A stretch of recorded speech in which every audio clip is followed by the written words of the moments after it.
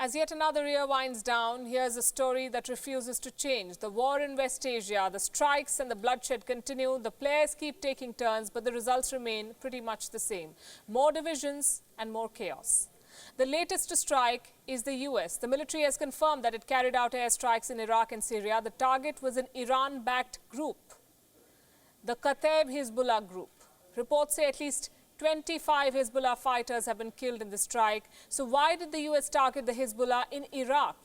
And why this group in particular? And where does this new offensive leave the region already torn by war?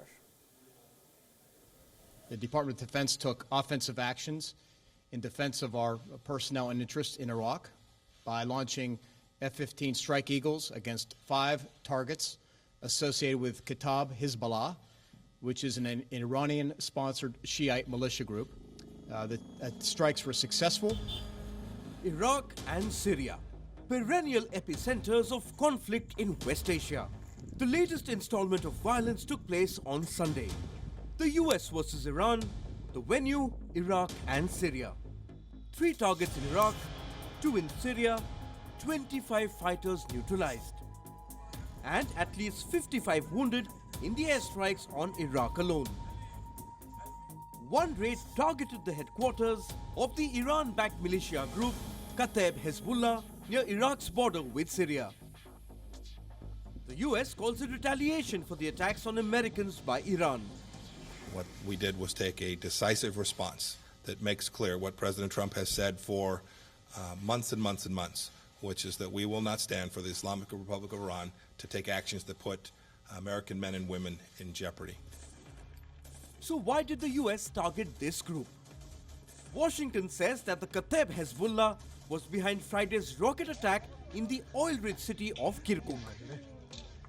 The attack killed 1 US civilian and injured 4 service members. Sunday's strikes are payback in this decades-long conflict. Iraq's caretaker Prime Minister maintains equidistance from both Iran and the US.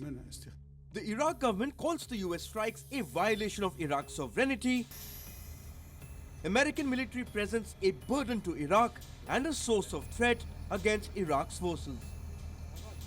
Iraq is in turmoil. There is domestic conflict, and the country also hosts a pseudo-war between the US and Iran. On the domestic front, Baghdad is in the midst of serious anti-government protests, the worst since 2003. Over 450 people have died in the violent protests. Tens of thousands wounded. In the last 2 months alone, 11 US military bases in Iraq have been targeted. First, the US blamed Iran and its proxies for the attack. Now it has unilaterally taken action against an Iran-backed militia group. Tehran, though, remains an influential player in Iraq. Leaked intelligence reports confirm Iran's aggressive and brazen involvement in Iraq's politics. Iran has also fought the US through proxies like the Kataib Hezbollah. The militia group shot to prominence in 2008 during the attack against American and coalition forces.